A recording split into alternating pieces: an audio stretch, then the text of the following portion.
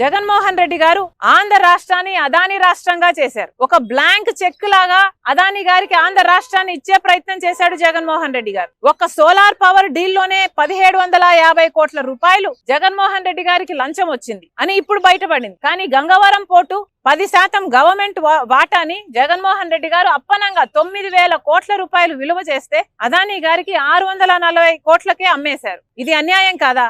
రాజశేఖర్ రెడ్డి గారే 30 ఏళ్ల కోర్టు మళ్ళీ ప్రభుత్వం చేతుల్లోకి రావాలి అని అంటే 15 ఏళ్లు గడిచేపోయాయి. ఇంకో 15 ఏళ్లలో ఆ పోర్టు ప్రభుత్వం చేతుల్లోకి వచ్చేది. ఆ వీలే లేకుండా చేశాడు జగన్మోహన్ రెడ్డి గారు. మరి అలాంటి దాంట్లో ఎంత లంచం వచ్చుండాలి జగన్మోహన్ రెడ్డి గారి? మరి ఇవేవి ఎంక్వైరీ చేయాల్సిన అవసరం లేదా?